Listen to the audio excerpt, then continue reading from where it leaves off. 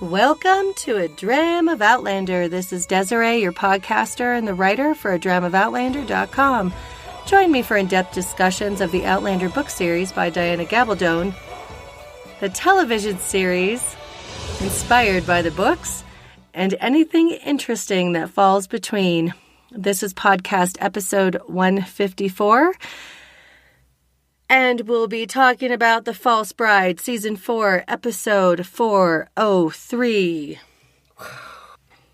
This episode was directed by Ben Bolt.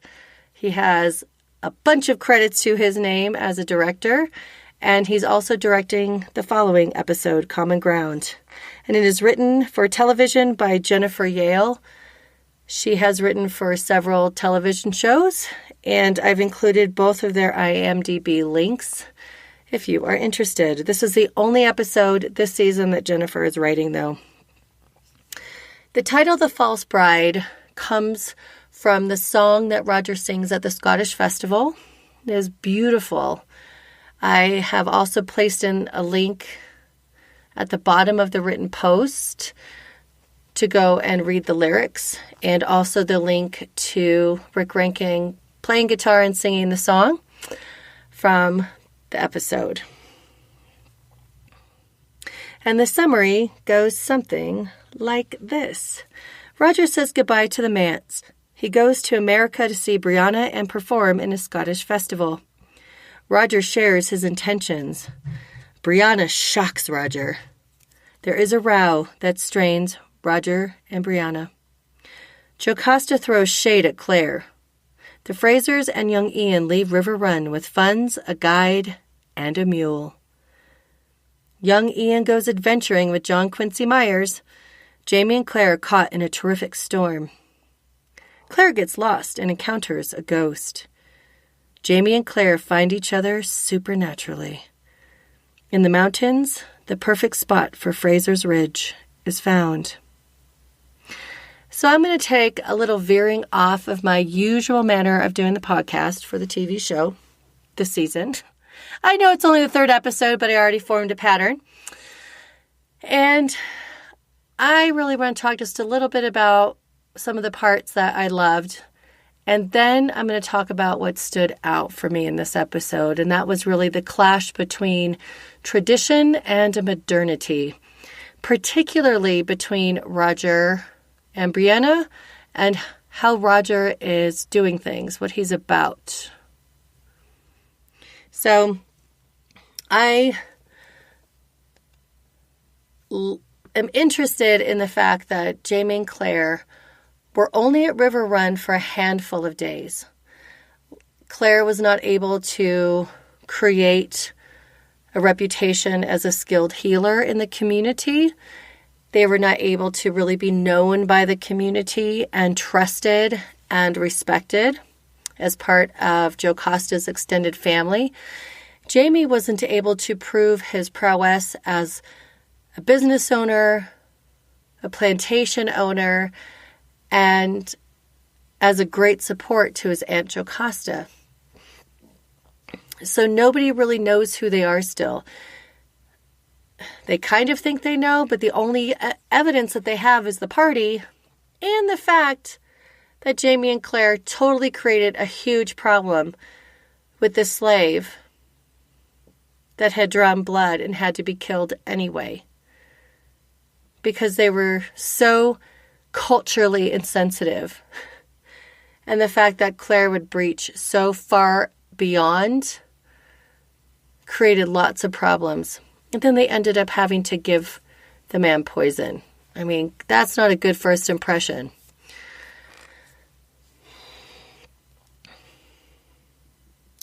Jocasta and Claire also could not form a bond and relationship. She really thinks that Claire is holding Jamie back from what he should be doing, what he is capable of, and the fact that they plan to work in the city. And Jamie returned to the printing trade really turns Jocasta off. And she's really unkind to Claire when they leave. So she's gracious to Jamie, though, of course, and has him keep the bag of coin that she had originally given him That's where the funds come from, because they're penniless. All they have is what's on their back and what Jocasta has given them. And being such a short time frame, it makes me wonder how the relationship between him and his aunt will continue to develop, if at all. Like, what is that going to look like? Are they going to find that depth and comfort, even though there's a clash of culture? So I guess we're going to find out how that goes. The other thing I found to be really interesting is that Jamie accepted quickly young Ian staying with them and having young Ian write a letter to his parents saying, I'm staying in America, not coming home. I'm a man and I want adventure. It just seemed like it was a very simple transition for Jamie to make with his nephew, regardless of what Ian had to say. He really wasn't wholly that persuasive.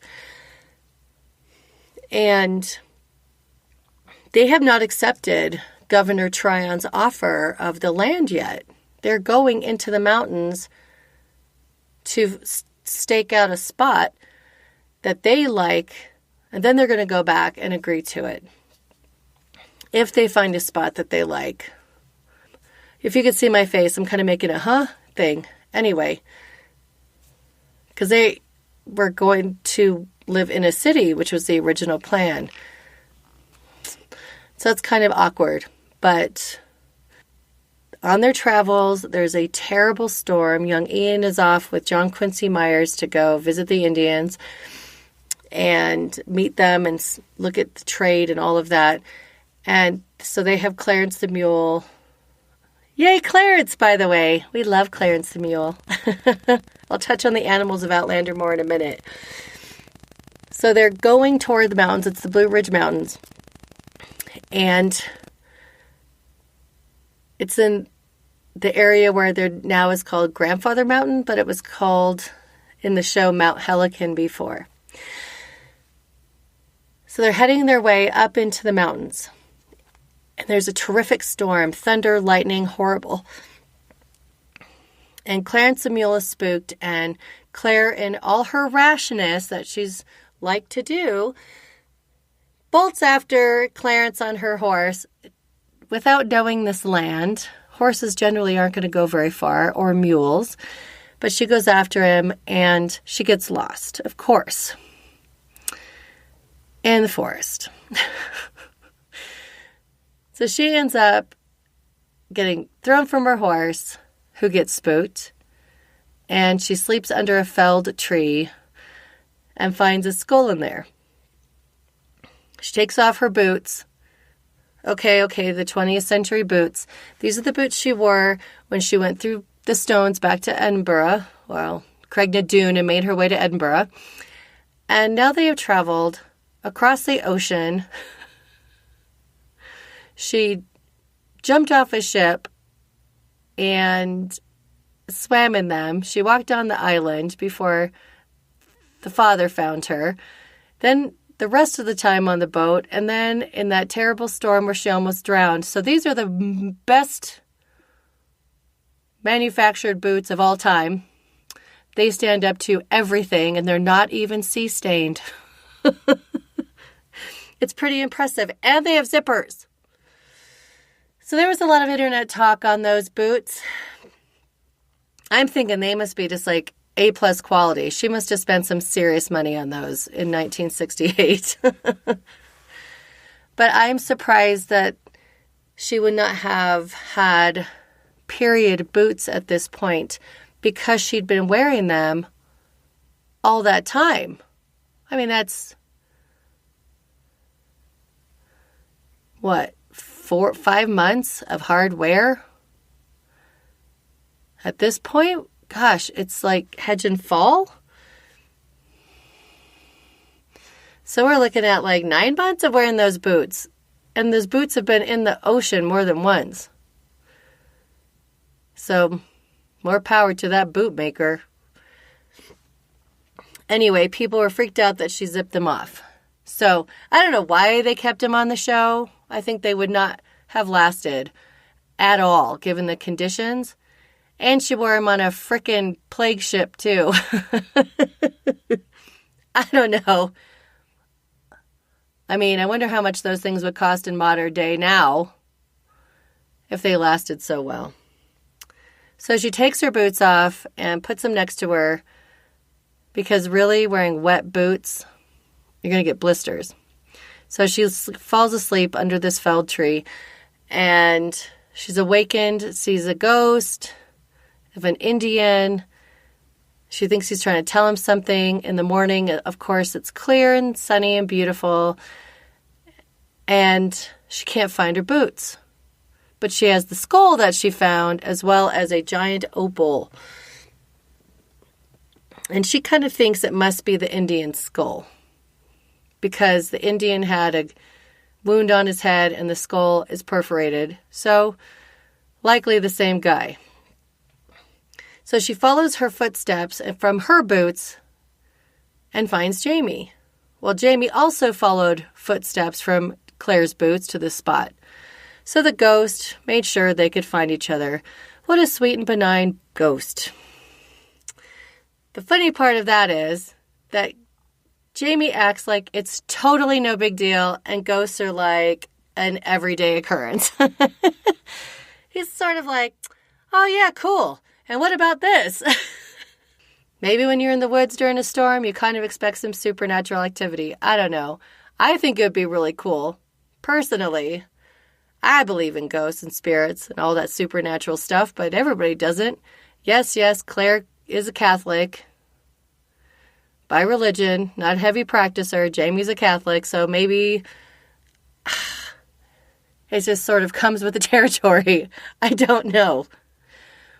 But I do like the fact that they are including the spirituality, faith basis, religion this season. That is something that has been lacking and missing because it's foundational to some of the characters. It is really important that we get to see their faith or religious or spiritual expression in order to understand why they do certain things. So Jamie just takes that in stride.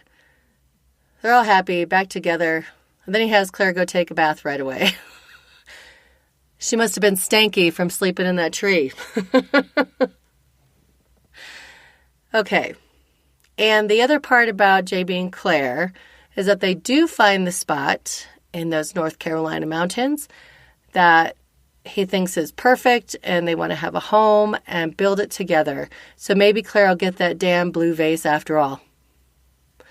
She wants roots. He wants roots. They want to put a foundation on something, right? So that's very traditional as well. They want to build it themselves. Claire's already lived in the city. Been there, done that. So they are going to accept Governor Tryon's offer now that they found the place. And it just happens to have wild strawberries growing. And the namesake for Fraser means strawberry. Let me see if I can find the pronunciation here. It is, let me look it up. I have it.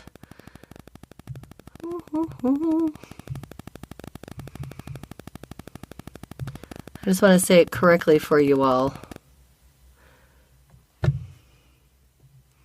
Monsieur Fraselier. He came from France and settled in the Highlands. So we get the story of Mr. Strawberry. And there you have it. So they found their space. They're happy. They have a future. They're going to Tryon and saying, yep, we know there's strings attached, but we're coming. We're going to be here, and we're going to put people on this ridge. And what we find out later, I've already seen the next episode because I lost my voice and couldn't podcast for a couple weeks. So I apologize for the gravelly nature. It's what happens to me sometimes. But they do talk about the land boundaries that the Indians have agreed to. Because really, it's all Indian land before the people came in and decided to take it. Okay, so that's Jamie and Claire. Much ado about everything in the 18th that I want to talk about. Because what really stood out to me is in the 20th. and particularly with Roger and Brianna, because Roger is a man who is very traditional. He's a historian, right? That's his job. He dresses much more conservatively, sort of stodgy for the hot professor. I think he's cute. He's kind of my speed. But he has connection to things like the manse, the welcoming into the manse that he gave Fiona and her new husband, Ernie, with salt and champagne. He said a little something about what the salt means. And I did look up salt and try to look up blessings or proverbs, what salt means. And there's the references to the Bible, and I found references in Judaism. But salt is foundational. It adds the flavor to life. It could be our tears of happiness or tears of sorrow. If you're the salt of the earth, it means that you are good and you are essential. And that's kind of what Roger is, right? He kind of feels that way. But he gave them a traditional blessing going into the house. And I really feel like the episode spoke to me about the clash between tradition and, on the surface, modernity. Even down to the ghost being a modern traveler. Going back in time to a more traditional period for some purpose, right? So I really see it as Roger Wakefield demonstrated, even screamed tradition every moment he was on screen. He was at the manse in preparation to leaving it to Fiona and Ernie. He got the last boxes from his family home and was planning to visit America. Again, the clothing that he wore, to the song he sang at the gathering, and in refusing to bed Brianna unless he knew she would marry him. He wanted a commitment. Tradition, all the way down the line, right? Now, Brianna displayed a stark contrast to Roger, at least on the surface. To his tradition, with her clothing, approach to sex, and voicing she might not even believe in marriage. I mean, it is the 1970s after all, right? She has her own car. She's a college student. She's living with a roommate. We got to meet Gail. So she's running into the future. But she's also, 20? She's like 22 at this point-ish. I'd have to look at the timeline again. But she's in her early 20s. And she's still in her timing of maturation. Roger's been a professor for years. He's older than she is. He has to have her by a good 10 years, easy. But he's moved past those maturing states, and he's already there. Plus, even though he too, quote, was orphaned when the Reverend died and left without family, they're at very different life stages when that happened. So the scene I like to focus on the most is the hot and heavy scene between them that turned into a deep conflict. It shows us without a doubt the expanse between them, and maybe between tradition and modernity. Roger stops a topless Brianna, save for that excessively unsexy bra of the day. Trust me, they really did look like that. From going any further until he could give her back her shirt to put on and give her the bracelet that he brought as a gift, all while pouring his heart and intentions out upon her. Like, he wouldn't even hand her the gift until she put her shirt back on. probably because it would, be tough for him to stay focused. But he really was feeling like this was moving in a specific direction, which it was, and he wanted to make sure she knew first what his intentions are and how he really feels about her. No uncertain terms. This is not just a wham bam, thank you, ma'am. This is not a one-night stand to him. So the engraving inside the silver bracelet is based on a poem, a French rhyme. It says, Je t'aime un peu, beaucoup, pas jamais, pas du tout. In English, it means, I love you a little, a lot, passionately, not at all. However, the actual French rhyme is a little more involved, and it says, Je t'aime un peu, beaucoup, tendrement, passionnément, à la folie, pas du tout. I love you a little, a lot, tenderly, passionately, madly, not at all. And it's the equivalent of he loves me not, while you're plucking a flower and saying each until the last petal falls, and that's your answer. So that's what that comes from. But I don't think all those words could fit nicely onto the bracelet, so it had to be truncated a little bit. So Brianna loves the bracelet, but Roger takes it further than the bracelet. Roger realizes the divide between them when he essentially asks her to marry him. She responds with it's moving too fast, but he wants her to be his wife, to make a home, to have children, to have dogs, but she's not ready for that. As he goes to leave, she grabs him and kisses him hard, and then it all unravels into hurt feelings, harsh words, and misunderstanding. Roger says to her, What in God's name are you playing at? You said you wanted me. I want you too. Don't you know that? Oh, you don't want to marry me, but you'll fuck me?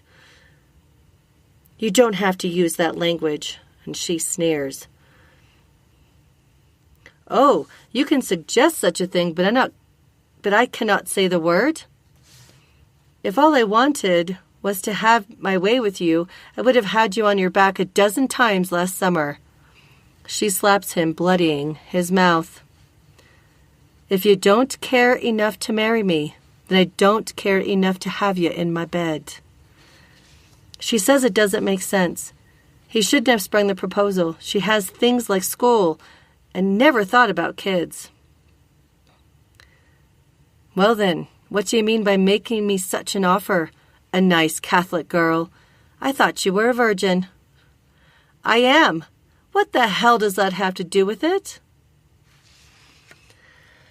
So, there were articles and all kinds of scuttlebutt on the internet, on the interwebs, about Roger being a hypocritical bastard.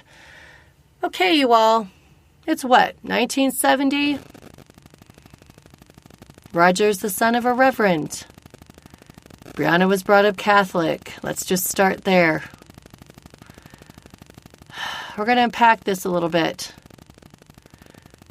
And for viewers, this scene is from a different part of the book because they rearranged some timelines in the series, but this is directly from the book. I mean, pretty much verbatim. Different location, but same scene. So, is Roger a hypocritical brute because he's had sex with women before? That's really the heart of the question. Her virginity has nothing to do with him not wanting to sleep with her or only wanting to marry her because she's a virgin. I'm going to put that out there right there. We have to think past some of this for a moment. So who is Roger? Roger is a man steeped in tradition. Like I said before, his job as a historian, his views on love and marriage, his desire for home and hearth in the wake of losing his adopted father, and the manse being rented by Fiona and Ernie.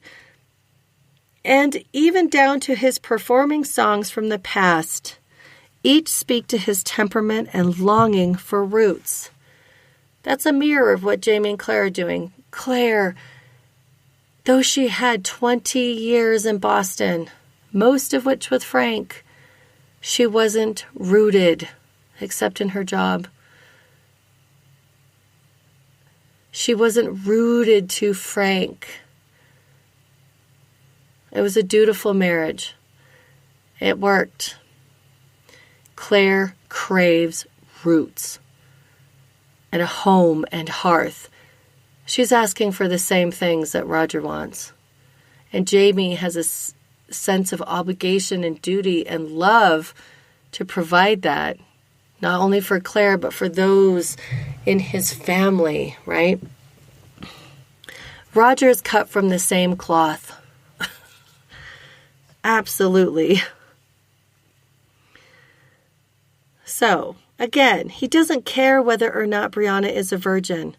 He cares whether or not she commits to him before he shares her body, heart, and soul. He is shocked knowing her Catholic upbringing, and it went against what he thought she believes. The difference between the women Roger had lain with prior and Brianna is clear. He didn't love them. And he told her that. It was sex without the heart, body, and spirit commingling. Sex feels good.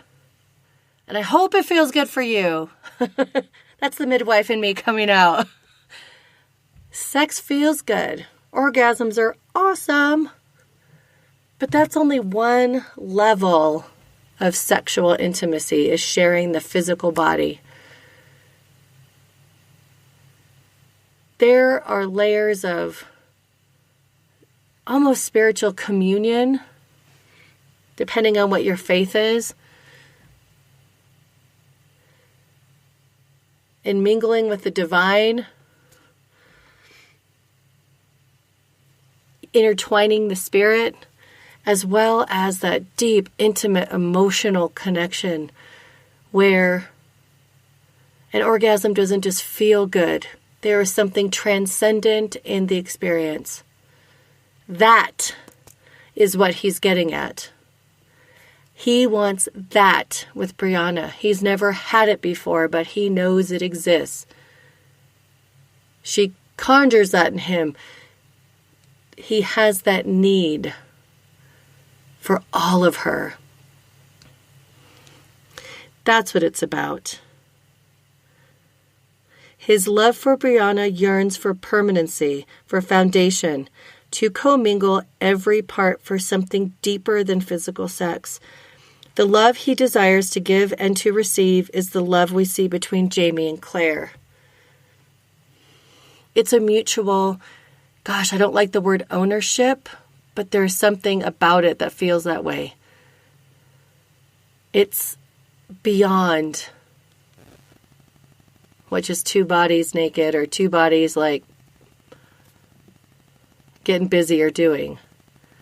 It's a state of vulnerability and acceptance and openness and absolute freedom and safety. That's what Roger wants. He is not a hypocrite for having had sex with other women. The reason he asked if she was a virgin is because he's stunned by her behavior and that he would expect that behavior from women who have been having sex with men, that they have experience. Her experience is from her mother talking to her and her reading books. And he doesn't have excessive amounts of experience. I don't get the idea that he's some kind of player. But that's what he's getting at. So I say Roger is not hypocritical. It's a misunderstanding and inability to articulate exactly what she means to him. He can't get that out. His feelings are hurt. He got shot down. She's not ready for what he wants. And then when she comes back at him sexually, he doesn't know what to do with it. And there's a frustration there. I think that Roger has equal parts of similarity to Jamie and Frank, and sometimes cannot act outside his male self. His male ego got bruised up. And he was confused. And they were speaking two different languages at the time.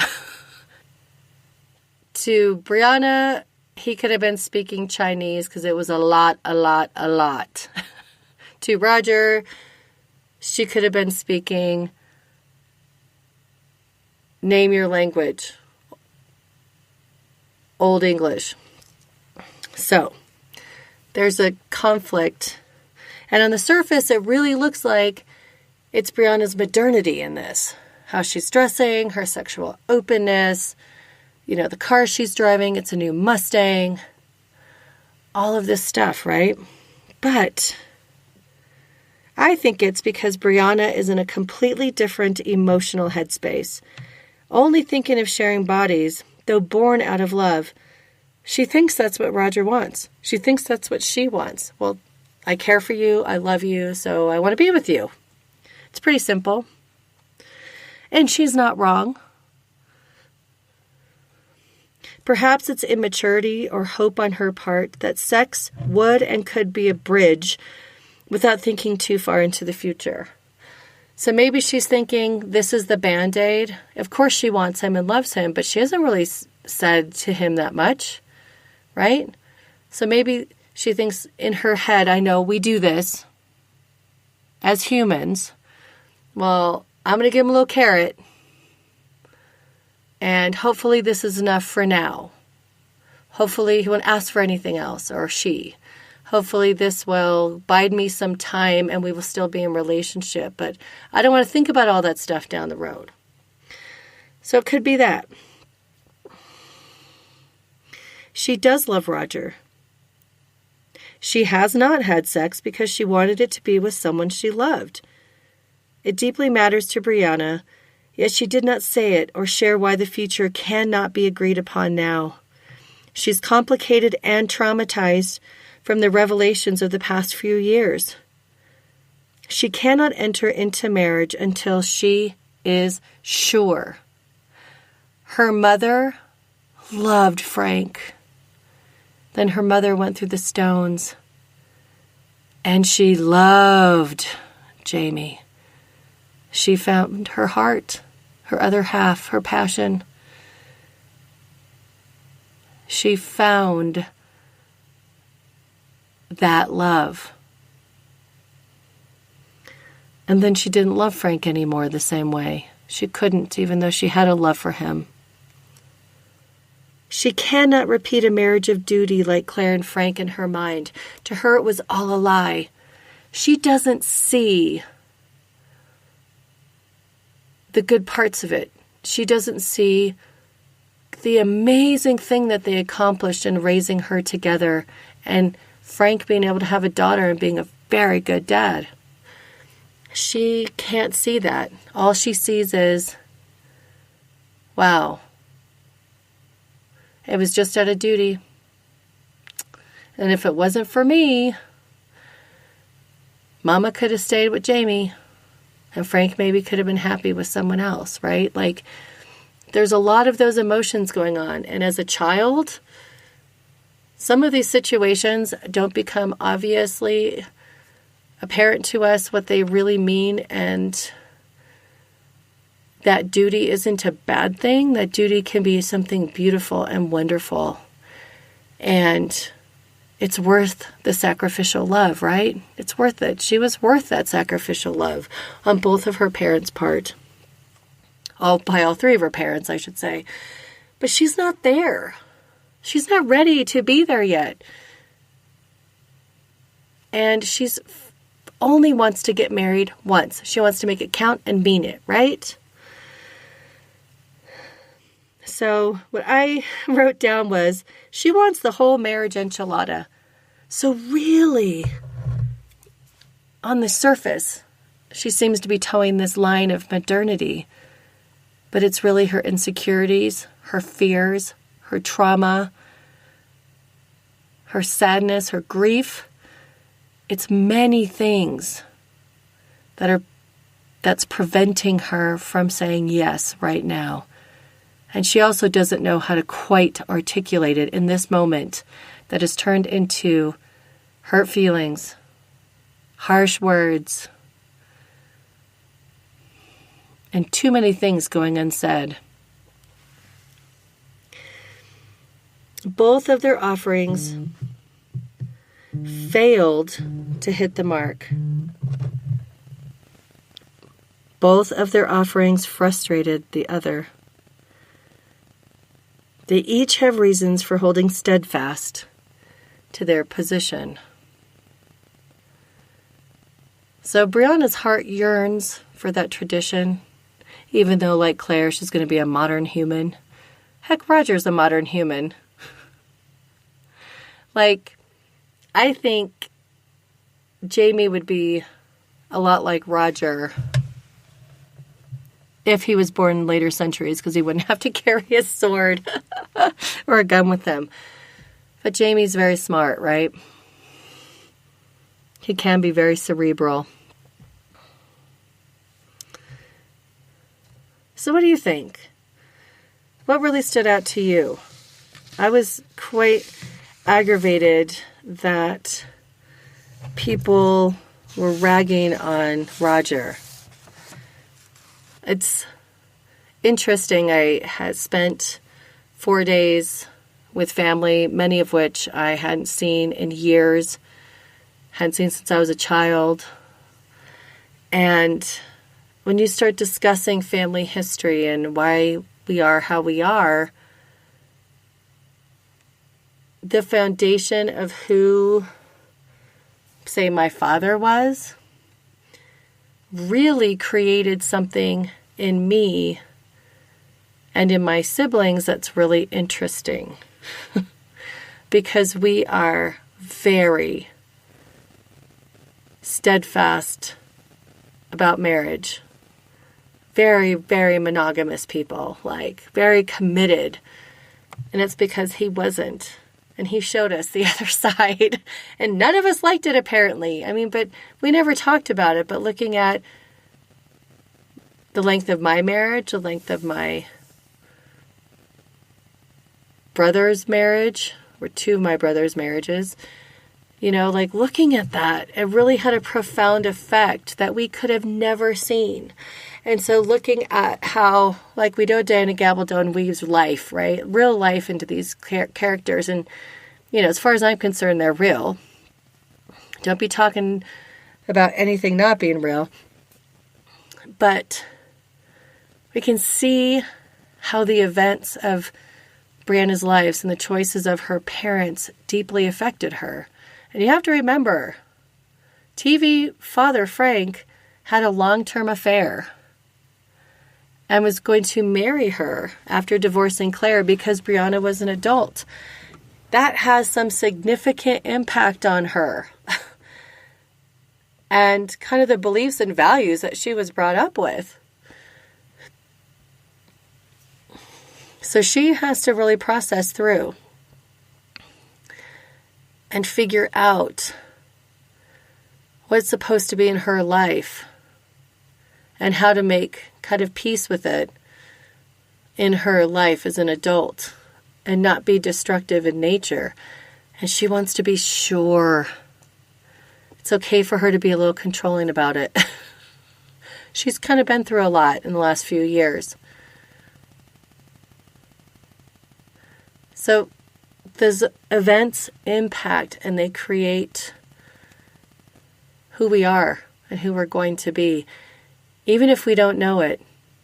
And even if we grow as adults into healthy pathways and we do things in ways that make us happy and just peaceful. But it's true, like, gosh, one of my brothers is, God, I think they've both been married for into like over 35 years. One of my brothers lost his wife. I believe he still would be married. One of my brothers passed away. I think he would still be buried, and he would be into the 30 years somewhere. And I'm into year 24 with my husband. And yes, I'd been married before. It's a different story. But even at that point, I'd been married for 8 years. So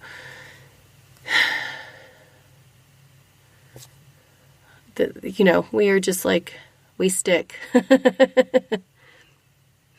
So Brianna wants to make sure when she sticks hard and good. That's the whole moral of that story.